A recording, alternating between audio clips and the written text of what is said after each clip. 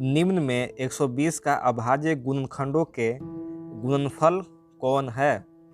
तो देखिए इसको हम पहले हल कर लेते हैं, उसके बाद बताते हैं कि कौन है। इसमें आपके पास ए बी सी और डी 4 ऑप्शन है।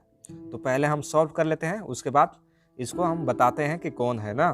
तो देखिए सॉल्व कैसे होगा। 120 को गुणनखंड कीजिए आप। यहाँ से 2 से काटेंगे इसको 60 मिलेगा, फिर इसको 2 से काटेंगे 30 मिलेगा, फिर 2 से इसको काटेंगे 15 मिलेगा, फिर इसको 3 से काटेंगे तो 5 मिलेगा। अब यहाँ पे देखिए ये 2 कै गो है, 3 गो है, यानी 2 के पावर कितना हो जाएगा 3 इंटू 5 होगा। ये देखिए 3 और 5। तो इस देखिए यहाँ पे देखिए इतना आंसर है आपका। देखिए पहला ही है, यहाँ पे देखिए आंसर है ना 2 के पावर 3 इंटू 5, यानी ऑप्शन नंबर ए सही है आपका। अब चलते हैं सेकंड क्वेश्चन। देखिए किसी बहुपद px के लिए y बराबर px का ग्राफ नीचे आकृति में दिया गया है। ग्राफ से बहुपद px का शून्यक की संख्या ज्ञात कीजिए। देखिए एकदम क्वेश्चन इजी है। इसमें बताना है कि px बराबर कितना होगा, यानी x अक्ष पे कितना काटा है। तो देखिए एक यहाँ कटा हुआ है, एक यहाँ कटा हुआ है, आंसर हो जाएगा कितना 2, यानी ऑप्शन नंबर सी आपका सही है। देखिए क्वेश्चन नंबर 3, निम्न में द्विघात समीकरण कौन है। तो द्विघात समीकरण बताने से पहले इसको हम लोग जांच करेंगे कि इसमें से द्विघात समीकरण कौन है, ए है या बी है या सी है या 3 में से कोई नहीं है। तो पहले देखिए पहला को हम लोग हल करते हैं। देखिए x + 1 का होल स्क्वायर बराबर 2x - 3। तो देखिए ये a + b का होल स्क्वायर पर टूटेगा, तो यहाँ हो जाएगा x² + 2x + 1। इसको गुना करेंगे इससे, तो गुना होगा तो यहाँ पर 2x - 6 हो जाएगा। ये 2 इससे भी गुना होगा और इससे भी गुना होगा। अभी देखिए ये 2x कैंसिल हो जाएगा, यहाँ हो जाएगा x² + 1। अब ये देखिए ये बराबर के बाद इधर आएगा, तो देखिए माइनस में है तो हो जाएगा प्लस में, +6 बराबर 0। तो यहाँ पे कितना मिलेगा x² + 7 बराबर 0। तो यहाँ पे देखिए ये जो द्विघात समीकरण है कि नहीं है, देखिए क्यों है, क्योंकि ये देखिए x² आ गया। अगर आपको सॉल्व करने पर अगर x² मिले या उसके साथ और कुछ लगा हुआ मिले इस टाइप से, तो समझ जाइएगा कि द्विघात समीकरण है। कैसे है, तो देखिए यहाँ पे द्विघात समीकरण किस रूप में होता है, इस रूप में होता है ax² + bx + c बराबर 0। इस रूप में द्विघात समीकरण होता है। तो यहाँ पे देखिए अभी जो हल किए उसमें x² आया ना, तो इसलिए वो द्विघात समीकरण है। कौन है, तो पहला है, यानी ऑप्शन ए सही है। अब देखिए क्वेश्चन नंबर 4। देखिए यहाँ पे दिया है कि sin 18 डिग्री बटा cos 72 डिग्री। तो इसको हल करते हैं। देखिए यहाँ पे sin 18 डिग्री बटा cos 72 डिग्री। तो देखिए sin 90 माइनस कितना करेंगे कि मेरा 18 डिग्री 18 मिल जाए। तो देखिए ये वाला माइनस कीजिएगा 72 माइनस करेंगे तो 18 मिल जाएगा। अब नीचे है cos 72। अब यहाँ पे देखिएगा, याद रखिएगा फार्मूला, sin 90 माइनस थीटा का होता है cos थीटा होता है। cos थीटा का यहाँ पर कितना है आपका 72, यहाँ पे लिखेंगे cos 72 और नीचे है cos 72। जब इसको हम कैंसिल करेंगे तो मिलेगा 1। और इसमें देखिए कहीं पे 1 नहीं है, 4 ऑप्शन है ना, ए बी और सी और डी, तो इसमें से 1 कहीं नहीं है, तो यानी इसका आंसर 1 होगा। लेकिन इस ऑप्शन में नहीं है, इसलिए आप छोड़ दीजिए यहाँ पे, लेकिन इसका आप याद रखिएगा आंसर 1 होगा। देखिए क्वेश्चन नंबर 5, समांतर श्रेणी जिसको बोलते हैं हम लोग AP 3, 1, -1, -3 के लिए सार्वंतर इनमें से कौन है, यानी डी निकालना है ना। तो देखिए यहाँ पे देखिए पहला होता है A1 कितना है 3 है, A2 कितना है आपके पास तो 1 है। डी निकालेंगे तो क्या फार्मूला होता है, A2 में से A1 को माइनस करते हैं, तो यहाँ पर हो जाएगा कितना, देखिए A2 कितना है आपके पास 1, यहाँ 1 में से माइनस करेंगे किसको 3 को, तो कितना बचेगा -2 बचेगा। ये आपका आंसर है -2। यहाँ देखिए ऑप्शन कहाँ है -2, ऑप्शन ए में है ना, तो ये सही है। कौन सही है, तो -2 ये सही है। अब यहाँ पे देखिए r त्रिज्या वाले वृत्त का परिमाप क्या होगा। तो आप ऐसे भी जानते हैं कि वृत्त का परिमाप क्या होता है 2 पाई r। तो इसमें r दिया है तो क्या मतलब तो ये ना होगा 2 पाई r। ये आंसर सही है, डायरेक्ट फार्मूला है। अब यहाँ देखिए क्वेश्चन नंबर 7वां, सभी वृत्त क्या होते हैं। तो क्या होते हैं सभी वृत्त, देखिए ये वृत्त और ये वृत्त सब वृत्त का है, समरूप है। सर्वांगसम नहीं है, सर्वांगसम मतलब कि पूरा अंग बराबर होना चाहिए। समरूप है, देखे में एक जैसा है ना, समझ में आ गया। तो समरूप है ना, सभी समरूप है। अब यहाँ पे देखिए 12, 15, 21 का एलसीएम निकालना है, यानी क्या निकालना है, एलसीएम। तो एलसीएम कैसे निकलता है, आप देखिए यहाँ पे 12, 15 और 21 आप बचपन में सीखे होंगे एलसीएम निकालने। इसको कितना से काटेंगे, 3 से काटिए, 3 चौके 12, 3 पचे 15, 3 सते 21। अब आप सबके गुना कीजिए, 3 × 4 × 5 × 7 आप गुना कीजिएगा तो आ जाएगा कितना, 420 आएगा, 420। यानी ऑप्शन नंबर कितना है, बी, ऑप्शन नंबर बी सही है। अब हम लोग क्वेश्चन नंबर 9 देखते हैं। देखिए द्विघात बहुपद क्या होगा जिसके शून्यकों का योग तथा गुणनफल क्रमशः 1 1 है, 1 1 है ना। तो देखिए यहाँ पे पहला है अल्फा प्लस बीटा, वो दिया है 1, योग है अल्फा प्लस बीटा। दूसरा है गुणनफल यानी अल्फा इंटू बीटा है 1। तो इसका एक फार्मूला होता है, क्या फार्मूला होता है, x² minus alpha plus beta x plus alpha into beta, ये फार्मूला होता है। इसी पर आप बैठा दीजिए, आ जाएगा आंसर। x² माइनस इसके जगह पर कितना लिखेंगे 1, यानी 1x प्लस इसके जगह पर कितना लिखना है 1, यानी इसको जब सॉल्व कीजिएगा तो x² 1 के गुना करेंगे x से तो हो जाएगा -x प्लस 1। देखिए ये ऑप्शन कहाँ है, यहाँ पे देखिए ऑप्शन है ये, यहाँ देखिए ये सही है, ये आपका सही है। चलिए अब हम लोग क्वेश्चन नंबर 10 देखते हैं। देखिए यहाँ पे दिया है कि t² माइनस 15, समझ में आ गया। तो देखिए इसको हम बराबर इक्वल टू लिख सकते हैं, इक्वल टू 0। हाँ तो t² बराबर 0, उधर गया तो क्या हो जाएगा +15 हो जाएगा। तो t बराबर देखिए t² बराबर यहाँ से निकलेगा 15। अब इस देखिए t बराबर जब रखेंगे तो स्क्वायर इधर गया तो क्या में जाएगा, रूट में जाएगा, रूट में 15। तो इसको रूट में जब गया तो यहाँ पे प्लस माइनस दोनों लिखाता है, यानी -√15 होगा और एक होगा +√15। ये ऑप्शन देखिए कहाँ है, देखिए ये सही आपका है, देखिए ये।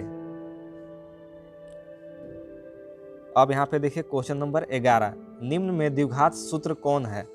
द्विघात सूत्र देखिए कौन सा है, तो देखिए ये है द्विघात सूत्र, ये सही है। कैसे सही है, तो देखिए यहाँ पे इसका होता है -b plus minus √b² minus 4ac/2 है, ये बिल्कुल सही है, समझ में आ गया। चलिए अब हम लोग ये डायरेक्ट फार्मूला था, देखिए यहाँ पे क्वेश्चन नंबर 12, यदि d बराबर 0 अर्थात विवेकतर 0 हो तो इनमें से मूल क्या होगा। तो क्या होगा, मूल बराबर और वास्तविक होगा। समझ में आपको डायरेक्ट आना चाहिए। देखिए यहाँ पे अगर d बराबर आपका 0 आ रहा है तो देखिए जो मूल होगा वो बराबर होगा। देखिए इसको जैसे ऐसे कीजिएगा, देखिए वास्तविक हो गया, वास्तविक। अब जिसको ऐसे कीजिएगा तो हो जाएगा बराबर, यानी बराबर और वास्तविक होगा, समझ में आ गया। अगर d बराबर 0 रहे है तो मूल बराबर और वास्तविक होगा। अब यहाँ पे देखिए क्वेश्चन नंबर 13, कर्ण का स्क्वायर बराबर लंब का स्क्वायर प्लस आधार का स्क्वायर हो तो कौन सा त्रिभुज है। कौन सा त्रिभुज होता है, ये डायरेक्ट है, देखिए समकोण त्रिभुज होता है, समकोण त्रिभुज होता है। चलिए अब हम लोग 14 क्वेश्चन नंबर देखते हैं। देखिए दो बिंदुओं a x1, y1 और b x2, y2 के बीच की दूरी क्या है। बीच की दूरी बताना है तो इसका डायरेक्ट फार्मूला होता है। फार्मूला क्या होता है, x1 माइनस x2 का whole square plus y1 minus y2 का होल स्क्वायर, यानी ऑप्शन ए सही है, ऑप्शन ए सही है। चलिए अब हम लोग नेक्स्ट क्वेश्चन की ओर चलते हैं। देखिए यहाँ पे 15 क्वेश्चन, देखिए बहुत ही इजी है। साइन 30 डिग्री का मान क्या है, 30 डिग्री का मान कितना होता है? 1/2 होता है। देखिए यहाँ पे साइन 90 माइनस थीटा क्या होता है? साइन 90 माइनस थीटा क्या होता है? कोस थीटा होता है। नहीं बताए हैं, देखिए कैसे होता है। देखिए साइन 90 माइनस थीटा क्या होता है? कोस थीटा होता है। समझ में आ गया? अब कोस 90 माइनस थीटा क्या होता है? साइन थीटा होता है। समझ में आ गया? तो चलिए अब हम लोग नेक्स्ट क्वेश्चन देखते हैं। देखिए 17वां क्वेश्चन देखिए, बहुत ही इजी है। क्या है? ए भुजा वाले घन का आयतन क्या है? घन का आयतन क्या होगा बताइए? क्या होगा? ए क्यूब होगा। इनमें ये शंकु का आयतन कौन है? शंकु का आयतन बताना है। तो देखिए शंकु का आयतन आपको याद होगा 1/3 पाई आर स्क्वायर एच होता है। ये फार्मूला है ना शंकु का आयतन का। चलिए अब हम लोग 23 में कौन सा सही होगा? ये सही होगा बी। में से कौन सी संख्या किसी घटना की प्रायिकता नहीं हो सकती है? तो देखिए प्रायिकता कब कब हो सकता है? प्रायिकता होने के लिए या तो 0 होना चाहिए, या तो 0 से क्या होना चाहिए? बड़ा होना चाहिए, या तो 1 होना चाहिए, या तो 1 से छोटा होना चाहिए। अगर ये कंडीशन है तो प्रायिकता होगा, अगर नहीं है तो नहीं होगा। तो देखिए इसमें देखिए इसको 2/3 को जब भागा देंगे तो कितना मिलेगा? 0.66 मिलेगा। ये क्या है? 1 से छोटी है। हाँ तो 1 से छोटी है इसलिए प्रायिकता ये है। दूसरा देखिए 1.5 है, ये 1 से बड़ा है ना, जब बड़ा रहेगा तो प्रायिकता नहीं होगा, तो ये प्रायिकता नहीं है। और यहाँ देखिए यहाँ 15% है। अगर परसेंट को अगर हम हटाने के लिए 100 से यहाँ पे भागा देना पड़ेगा, तो भागा देंगे तो कितना मिलेगा? 0.15 मिलेगा। यानी देखिए ए भी क्या है? 1 से छोटी है तो ए भी प्रायिकता होगा। और यहाँ पे देखिए 0.7 है तो ए भी प्रायिकता है। तो इसमें से प्रायिकता है कौन? नहीं। तो इसमें से प्रायिकता नहीं है कौन? ये नहीं है। यानी ऑप्शन जो बी है वो सही है। चलिए अब हम लोग नेक्स्ट क्वेश्चन देखते हैं। देखिए एक प्राकृतिक संख्या का अभाज्य गुणनखंड उसके गुणनखंडों के क्रम को जोड़ते हुए हो सकती है। क्या हो सकती है? तो अद्वितीय हो सकती है ना। चलिए अब हम लोग सेकंड नंबर क्वेश्चन नंबर 22 देखते। देखिए अंडर रूट संख्या है, कौन संख्या है? तो अपरिमेय संख्या है। जब a1 a2 not equal to b1 b2 हो तो हम हल प्राप्त हो सकता है। हमें कौन सा हल प्राप्त हो सकता है? तो अद्वितीय हल प्राप्त हो सकता है। याद रखिएगा a1 a2 not equal to b1 b2, जब ऐसा कंडीशन होता है तो अद्वितीय हल होता है। देखिए question number 24, ax² plus bx plus c equal to 0 हो तो विवेकतर d होता है। क्या होता है? तो d बराबर क्या फार्मूला होता है? देखिए d बराबर होता है b² माइनस 4ac होता है फार्मूला ना। तो इसमें से कौन सा सही होगा? ये सही है। यहाँ पे देखिए question number 25, ax² plus bx plus c को कहते हैं, क्या कहते हैं? तो द्विघात बहुपद कहते हैं, समीकरण नहीं कहते हैं। देखिए ax² plus bx plus c बराबर 0 होगा तो ये होगा द्विघात समीकरण। क्या हो जाएगा? ये द्विघात समीकरण। और ax² plus bx plus c केवल होगा तो ये हो जाएगा द्विघात बहुपद। द्विघात समीकरण में इक्वल टू में 0 रहता है, और द्विघात समीकरण में क्या होता है? इक्वल टू में 0 रहता है, और द्विघात बहुपद में 0 नहीं होता है। समझ में आ गया? तो ये जो है ये क्या है? द्विघात बहुपद है। यदि b² माइनस 4ac बराबर 0 हो तो मूल कैसा होगा? तो वास्तविक मूल होगा। समझ में आ गया? d बराबर अगर कितना होना चाहिए? 0 आए तो क्या होता है? बराबर होता है और वास्तविक होता है। समझ में आ गया? बराबर और वास्तविक होता है। तो इस यहाँ से ऑप्शन मारेंगे ये वास्तविक भर लेंगे ना। अब यहाँ देखिए किसी संख्या की ऐसे सूची जिनमें प्रत्येक पद का सारो अंतर का होना हो समान हो, प्रत्येक का सार्वंतर क्या है, समान है, तो उसको हम क्या बोलेंगे, तो समांतर श्रेणी, जिसको हम लोग बोलेंगे एपी। समझ में आ गया? तो इसमें ये सही है, समांतर श्रेणी। सभी त्रिभुज क्या होते हैं, सभी खाली स्थान त्रिभुज समरूप होते हैं।